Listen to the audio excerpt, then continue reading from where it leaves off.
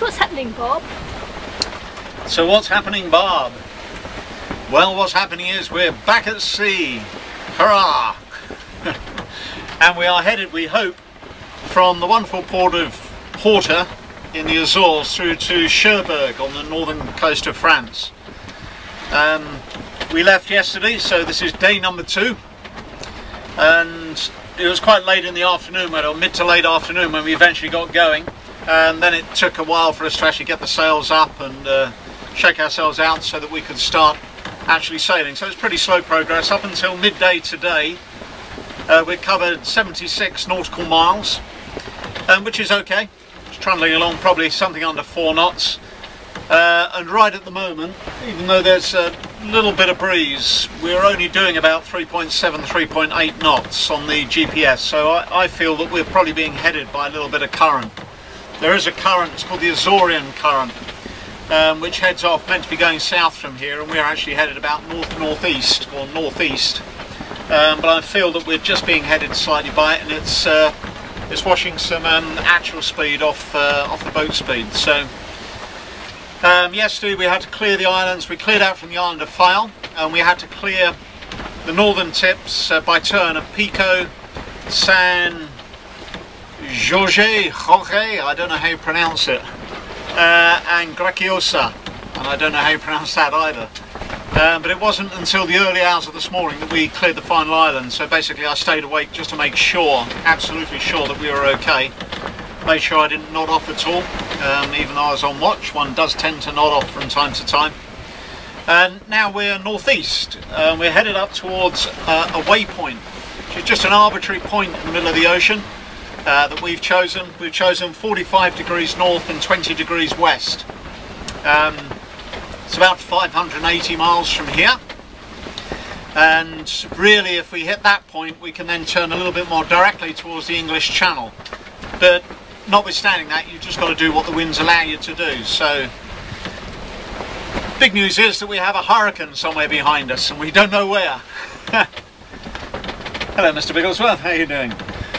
So Mr. B just woke up. We have a hurricane out in mid-Atlantic, and it's meant to be impacting the Azores sometime midweek, this coming week, and then possibly coming straight after us. Now by the time it reaches where we'll be, it should have dissipated down into just gale force winds or even just lumpy weather.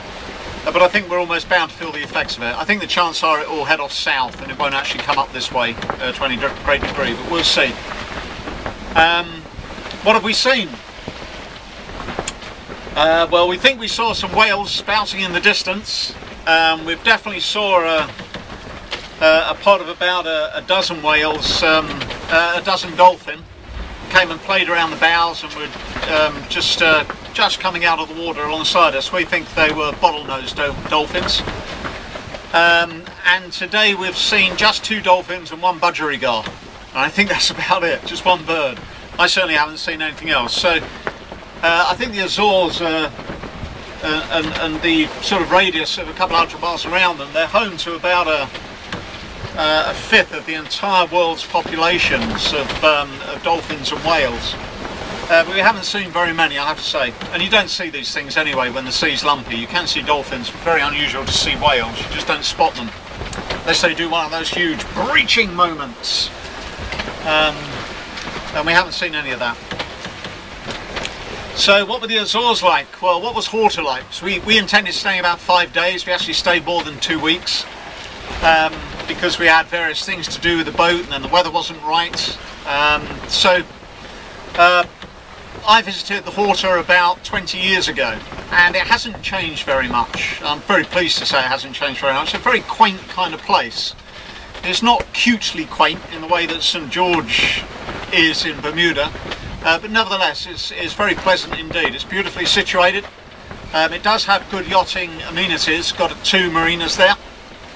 We were alongside a wall for the duration, but we could have insisted and got a marina berth. Very cheap. US dollars per night, I guess about $18 a night, something like that, which is not even 1/3 of what we were paying in Bermuda. And there are companies like Mays, Mid-Atlantic Yacht Services, who can help you out. There's any number of different engineering companies around there, and there are people that do woodwork. So all what you would expect in a popular cruising destination, albeit a very small town. There's Cafe Sport. Cafe Sport, the famous Cafe Sport, little bar, little yachtsman's bar. 20 years ago it was definitely really just a yachtsman's bar. Now it's still a yachtsman's bar, clearly, but it's also an international tourist destination. So instead of being something that's snugged away and really only yachties know about, it's in all of the brochures for the Azores, and I've even seen it in national brochures for Portugal. So it's not really quite the quintessentially yachty experience that it used to be. One example of that, or one part of the evidence of that, is that next door there's quite a sizable shop that just sells souvenirs, and that's now owned by the bar. Sells Cafe Sport souvenirs, t-shirts, little dolls, little whatever.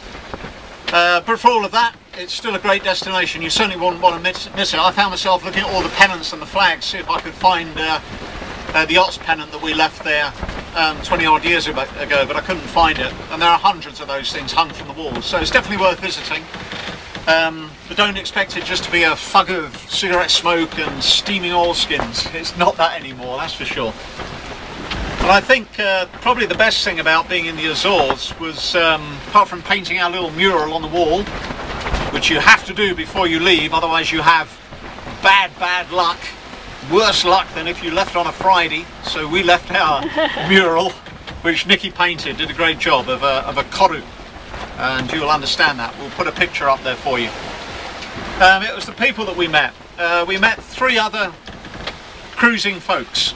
The first ones were very cosmopolitan as well. The first one's actually a German-Austrian couple, Eckhart and Ursula, sailing a Naiad, a lovely sort of Naiad 34, I think, or a 35, something like that. And they've been doing that for 14 or 15 years, I think they said. They've cruised all over the world, that's for sure.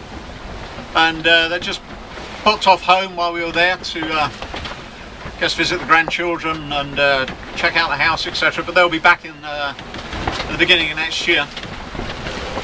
Wonderful people, very hospitable, and a great sense of humour. Dr. Eckhart has a great sense of humour, and he is a doctor. Not quite sure a doctor of what, but he is a doctor. So they're great people. Their yacht's name is Azimut, which is azimuth, of course. Alan and Doreen, a British married couple from up north. I've been sailing for quite a few years on an Island Packet, I think an Island Packet 39, which is an American design boat, kind of almost the Rolls-Royce of comfort cruising out of the American production lines. Great boat, it's been very kind to them. Their boat's called Kia, K-I-A-H, Kia. And they've kind of done the Mediterranean, the Atlantic circuit, spent quite a few years doing it. And right at the moment they're headed back into the Mediterranean. Rather than going off around the world, to hell with that, back to the Med. It's comfortable, and they really enjoy Malta. I visited Malta quite a few times, and I have to say I understand. It's a great island, great destination. And then finally there was an Australian. And in a sense, the most interesting guy, certainly from a sailing sense, Alan Webb. Alan Webb is sailing a boat called Supertramp 3. It's the 5th boat that he's owned. I'm not quite sure the design of the boat, but it's 39 foot long, and it's more a racing boat than anything else. Very nicely fitted out down below, simple but very nice.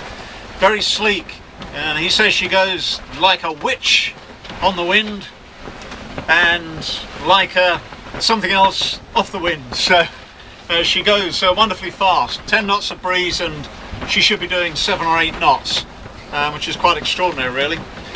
We get 50 knots of breeze and we're doing what, 3 knots? Alan's 67, I think he said, 68 years old, been sailing since 1962, one way and another. He's on his 4th circumnavigation of the world. Almost all of that sailing has been done solo, not all of it, but a large part of it has been done solo. He's delivered countless numbers of yachts, but he just sails really for the hell of it. He's also a demolitions expert, so he blows up things. He works on quarries, blows up bridges presumably. He goes up and down the mast. He does most of his own fixing. He had a broken tang, which is where one of the stays, one of the wires that goes up the mast, attaches to the mast. So quite a chunky stainless steel thing, and it snapped on him some distance out from the Azores. He sailed to the Azores from New York, basically, in 28 days, and it's just completely snapped through. Now, most people would be sat here waiting 6 weeks for that part to arrive from the manufacturer, but Alan goes off down to some yard on the other end of Horta, and he finds a few guys and they weld it together like brand new. I mean, you couldn't tell the difference between what those guys did and buying a brand new one. And I know it won't have been stress tested and all the rest of it, but he paid 30 euros, which is about 40 American dollars for that, which is quite extraordinary. And he's up and down the mast. He used a climbing harness to do it.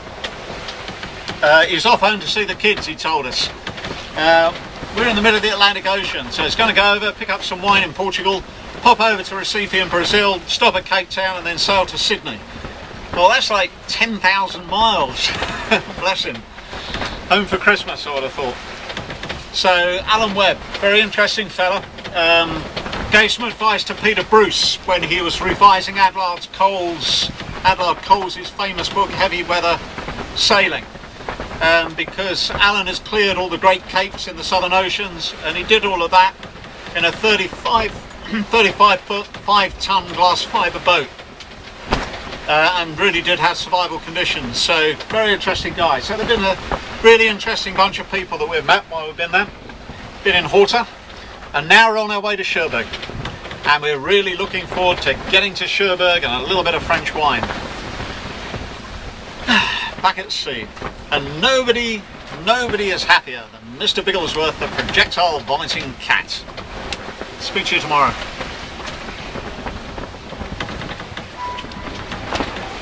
Pixie.